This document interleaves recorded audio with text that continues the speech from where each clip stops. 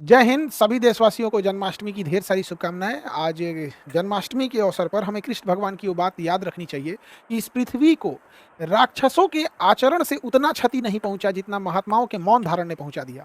और ये हकीकत है, समाज में गलत लोग ज्यादा नहीं हैं, लेकिन वो बढ़ चढ़ के बोलते हैं और अच्छे लोग चुप रह जाते हैं। इससे गलत लोग फायदा उठा लेते हैं। समाज में 10% से भी कम चोर होंगे, लेकिन 100% घर में ताले बंद होते हैं।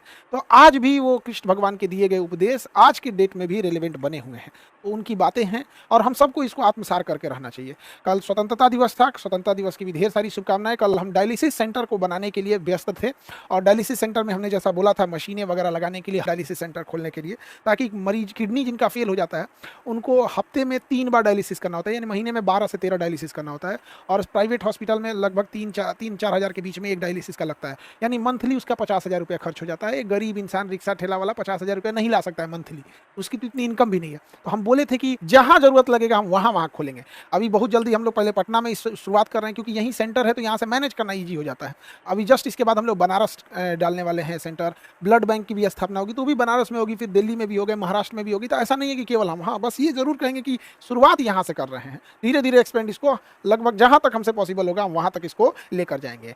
और रक्षाबंधन में भी बड़ा व्यस्त रहा सब लोग को। हमने बड़ा धूमधाम से, हमारे यहाँ राखी बांधी जाती है, राखी बनाया जाता है। अब एक्चुअल क्या है, राखी की शुरुआत हमने तो किया नहीं था, राखी तो एक पूरी परंपरा है। लेकिन हमारे यहाँ कैसे ऐसी राखी बांधी जाती थी, एक्चुअल में आज से 10 साल पहले जब हम लोग पढ़ाना चालू किए थे, तो उस समय रक्षाबंधन की जब हम छुट्टी दे रहे थे तो बहुत सारी लड़कियों ने पूछा कि सर आप राखी बांधने जा रहे हैं कि नहीं जा रहे हैं। तो हमने बोला था कि बबनी लोग मेरी अपनी बहन नहीं है, इसलिए हम रक्षाबंधन में घर नहीं जा रहे हैं। तो उसी समय एक लड़की ने राखी बांध दिया था यहाँ पर, तो हम थोड़ा सा मिठाई मंगाए और उसे दे दिए यहाँ पे।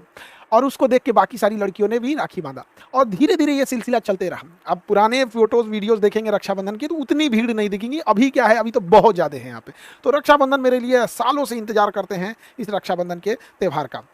पहले कम लड़कियां थी, अभी बहुत ज़्यादा हो गए हैं। पहले बहनें कम थी, अभी ज़्यादा बहनें राखी बांधने लगती हैं यहाँ पर। हम पहला राखी जो बंधवाते हैं वो हैंडीकेप लड़की से बनवाते हैं। और क्योंकि वो एक उसको मतलब नेचर ने उसके साथ एक तरह का कहिए छल कर दिया यहाँ पर, और हैंडीकेप लड़की के लिए वो चल भी नहीं पाती है, तो हमें उसके लिए घुटने पे बैठना होता है। ये दिखाता है कि प्रेम वगैरह ऐसे नहीं है कि हम किसी दूसरे के लिए घुटने पे बैठ सकते हैं, कभी नहीं। वो एक भाई बहन का प्रेम है जो ये नहीं देखता है कि क्या धर्म है, क्या जाति है, क्या ऊंच नीच, कोई मायने नहीं रखता है। दुनिया में सबसे अच्छा प्रेम भाई बहन का लगता है, जो सुबह झगड़ा करके फिर शाम को भैया ये काम है, बहन ये कर दो कर दो। तो हमारे अपने घर में नहीं थी, इसलिए हमने हजारों बहनों से राखी बनवा लिया। और सभी बहन लोग को जो शिकायत कर रही हैं उन लोग को भैया हाथ जोड़ के भैया को माफ कर दो। कई लड़कियों का कहना है कि सर आप ये बताइए एक साथ 10-10 लड़कियों से क्यों राखी बंधवा रहे थे। मेरी बहन लोग ये बताइए, अगर एक साथ हम लोग 10-10 लड़कियों से राखी ना बनवाएं तो क्या एक दिन में हो पाएगा? तो काफ़ी ज़्यादा पता चला 2-4 दिन उसी में लग जाएंगे। 1-2 लड़की रहे तब तो ऐसा पॉसिबल होगा। तो कुछ लड़कियों की ये शिकायत थी, बबनी बहन लोग हमको, अब समझिए हमारी भी मजबूरी क्या हो जाती है इसी वजह से। दूसरा क्या था ना कि अगर जल्दी जल्दी राखियाँ उतनी नहीं बांधी जाएंगी, लड़कियों की फास्टिंग रहती है, भूखे में ज़्यादा हो जाता है। अब एक लड़की आके शिकायत करिए, सर हमारा आरती इतना रह गया। देखिए 10-15 हज़ार जब राखियाँ बांधी जाएंगी तो आरती के लिए अगर उतने टाइम बहुत बार नहीं मिल पाता है, तो हम लोग उसके लिए एक भाई बहन का प्रेम है और इसी में सब चीज़ों को लेके चलना रहता है। संख्या ज़्यादा हो जाने की वजह से आप भी समझते हैं थोड़ा सा मैनेजमेंट को भी देखना रहता है।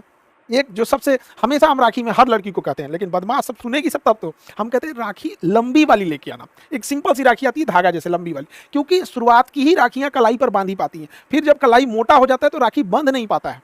अब कई लड़की जब वो राखियां जो एक्चुअल उनकी भी क्या गलती है, राखी बनाने वाली कंपनी भी क्या सोचती होगी कि इसे कलाई पे बांधना है, उसे थोड़ी पता कि किसी की कलाई हाथी की इतनी पैर की इतनी मोटी हो जाएगी।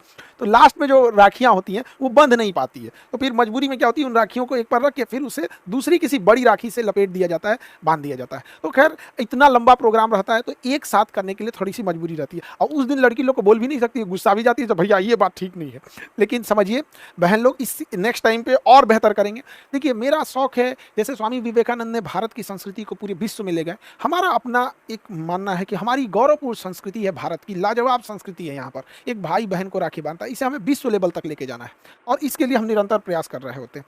लड़कियों के लिए जितनी उस समय बहनों के लिए सेवा हो सकती है, 156 प्रकार के व्यंजन बनाते हैं, कोई चीज छूट ना जाए। और इसकी शुरुआत हम कैसे किए थे, शुरू में तो कम रहते थे। एक बार हुआ क्या कि हम एक 5 स्टार होटल में गए और वहां देखे कि 100-150 वेराइटीज के खाने लगे हुए हैं। तो हमको लगा कि नहीं, हम भी अपने यहाँ रक्षाबंधन होगा या बच्चों को रिसेप्शन पार्टी होगा, उस सब में ऐसे करेंगे। तो हमारे पास जितनी सेवा हो सकती है कर सकते हैं। इस बार रक्षाबंधन में एक यूनिक चीज़ क्या हुआ, जिसकी सूचना आप लोग को देना हमको लगा कि आप लोग से शेयर करना चाहिए।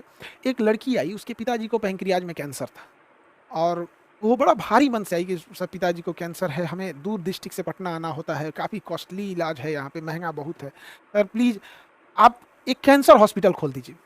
अब हमको ये नहीं समझ में आया कि हम क्या कहना चाहें, और क्योंकि हम डॉक्टर खुद नहीं हैं और ना ही हमको कैंसर हॉस्पिटल के बारे में बहुत ज़्यादा मतलब कितना खर्च आएगा ये सब का आइडिया भी नहीं है। लेकिन रक्षाबंधन के दिन एक लड़की राखी बांधने के बाद अगर किसी भाई से ये बात कहे तो भाई मना कैसे करे? आप बताइए, हम ऐसे धर्म संकट में फंस गए कि हम क्या करें। तो हमने ऐलान कर दिया कि हम कैंसर हॉस्पिटल खोलेंगे और उसके बाद से हम रिसर्च करने लगे। राखी खोलने से पहले हम कई डॉक्टरों से बात किए जिन्हें हम पहले से जान रहे होते हैं, तो उन्होंने कहा कि सर हम जरूर आपका हेल्प करेंगे, आपका सपोर्ट करेंगे। हम उन डॉक्टरों का भी बहुत बहुत धन्यवाद देते हैं जो इस मुहिम में उन्होंने हमारा हौसला बढ़ाया और हमें एक मोरल सपोर्ट दिया, बहुत इसके लिए धन्यवाद देते हैं। क्योंकि हमने क्या किया था, अभी जस्ट कुछ दिन पहले ही हमने ऐलान किया था कि हम डायग्नोसिस सेंटर, ब्लड बैंक और हॉस्पिटल डालेंगे। अभी जो हम लोग एक्सरे मशीन लेके आए, महज 35 रुपीज़, 35 रुपये में एक्सरे करके दे देंगे हम।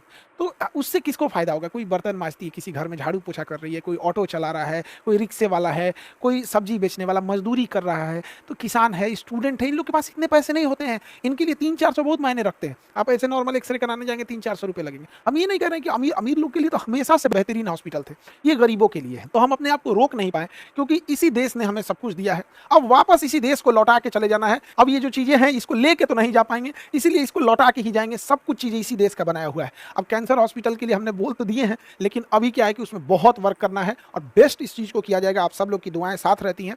एक चीज़ बस ये कहेंगे कि देखिए, हम खुद डॉक्टर नहीं हैं, लेकिन हमने हॉस्पिटल, डायलिसिस, ब्लड जांच और हर डिस्ट्रिक्ट वाइज इसको हम आगे लेके जा रहे हैं। जैसे जैसे होगा हम बहुत फास्ट कोशिश करेंगे पूरी प्रयास करने के लिए। लेकिन आपको क्या लगता है कि हमको ये चीज़ें करना चाहिए? आप क्या सोचते हैं इस बारे में? एक बार ज़रूर बताइएगा, क्योंकि आपकी बातें, आपका कमेंट जब हम इस चीज़ों को देखेंगे तो आपकी इस चीज़ों को हमें मेरे लिए एक मोटिवेशन का काम करेगा। क्या हमें ये चीज़ें समाज को लौटा देना, ये चीज़ें ठीक हैं? इसमें और क्या सुझाव हो सकता है? आप लोग बेहतर जानते हैं, आप हर जगह जगह से आप लोग जुड़े हुए हैं, वहाँ किस चीज़ की समस्याएं हैं। जैसे अभी एक मेमोग्राफ मशीन आता है, वो हमने लगवाया है।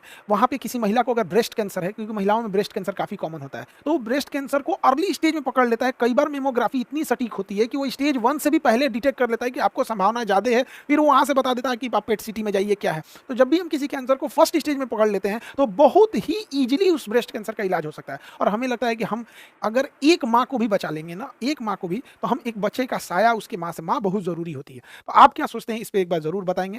मिलेंगे नेक्स्ट क्लास में। चैनल का उपयोग किया है सामाजिक कौशल, उनका सिर्फ मनोरंजन को लेकर बनाया गया है या वीडियो फेयर के तहत बनाया गया है, किसी भी कॉपीराइट उल्लंघन का इजाजत नहीं है। धन्यवाद।